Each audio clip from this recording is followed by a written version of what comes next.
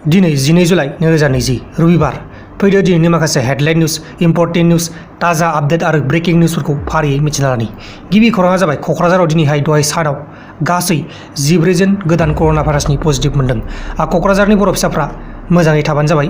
लोगोसे राहुल गान्धी जायबा कंग्रेसनि लिडार बिथाङा नरेन्द्र मदिखौ सोंखारिदों। लादाखआव जानाय जाथायखौ लानानै बिथां नरेन्द्र मदिखौ राहुल गान्धीआ सोंखारिदों। दानिया फैदो गुबुन खौराङाव। गुबुन खौराङा जाबाय कर'ना भाइरासनि मिसिनखौ लानानै गोबां दावराव दावसि जागासिनो दङ। उकिल गगৈ बिथांखौ दाख्लै नेगेटिभ मोन्दोंमोन, आरोबाव बिथांखौ पजिटिभ मोन्दों होनना हारसाफोरनि निउज चेनेलाव होगासिनो दङ। बे कर'ना भाइरासखौ लानानैनो आरोबाव गुवाहाटियाव लकडाउन होबावबाय। 19 जुलाइसिम होनाय जाबाय, आरोबाव होबावनांगौ। आंनिबाथ' मोजाङानो जागोन, आरो होबावबाथाय जोंहा जेबो खामानि मावालासिनो दरमाहा मोनबाय थागोन। गुबुन खौराङा जाबाय रन्जन दैमारि सारनि थाखाय उन्दै उन्दै गथ'फोरनिफ्राय लानानै गेदेर गेदेर मानसिफोराबो थाबैनो नेगेटिभ महर मोनथों होनना बाथौ धोरोमनि सुबुंफ्रा बाथौआव आर'ज गाबदों आरो खृष्टान धोरोमनि सुबुंफ्रा गिर्जायाव आर'ज गाबदों होनना खौरां मोननाय जादों। बेबायदिनो अनलायनांगौ, बेबायदि अनलायबासो जोंनि बर' हारिया थाबैनो जौगागोन।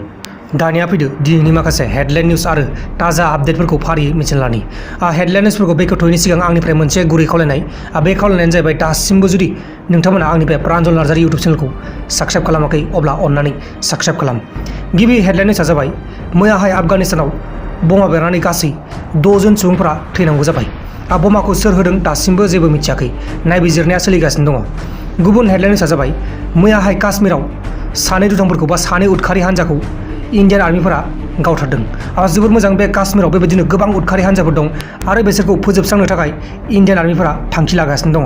गुबुन हेडलाइन निउजआ जाबाय बिटिआरनि दैबानाखौ एबा दैबानाजों सिलिंखार जाजानाय सुबुंफ्रा बिटिसिनि गभर्नर जगदीश मुखीखौ बा बिथांखौ नायफिननांगौ होनना दाबि खालामदों, नाथाय दासिमबो जेबो नायफिननायखौ जोङो नुनो मोनाखै। गुबुन हेडलाइन निउजआ जाबाय मबाइल फन आरो लेपटपफोरनि बेसेना बारानिफ्राय बारा जालांगासिनो दङ। कर'ना भाइरासनि थाखाय मबाइल आरो लेपटपफोरनि दामखौ बारायनो गोनां जादों होनना खौरां मोननाय जादों। लोगोफोर, दिनैनि बेलासिनि रादाबफोरा बेखिनिल'मोन। नोंथांमोना गोबां आंखौ कमेन्ट बक्सआव हरगासिनो दङ, आदा नोंनि रादाबा माने एसे खान्दा जायो, माने एसे गुसुं जायो होननानै। आंनि रादाबा खान्दा जाया, बेहायबो गासै 9टा रादाब दङ, नाथाय बेखौबो नोंथांमोना खान्दा मोनगोन। जुदि आं नोंथांमोननो लासै लासै फोरमायगोन अब्ला नोंथांमोना गोलाव मोनगोन। दा बेनिखायनो आङो बांद्राय बरिंखौ लुगैया, जेसेनो हायो एसेनो थाब थाब बुंनांगौ आरो फोजोबनांगौ, नङा होमबा लोगोफोर? आरो आंनि बे चेनेलाव मोनसे रेकर्ड दङ, 50टा रादाबखौ आङो 6 मिनिटनि गेजेराव फोजोबदों, मिथिबायना?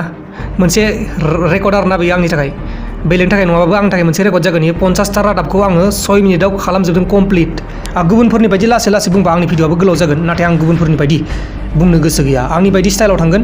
नोंथांमोना जुदि मोजां मोनो नायबानो जाबाय, आरो जुदि मोजां मोना नोंथांमोननि गोसोसै, आंथ' रावखौबो लाखिनो हाया।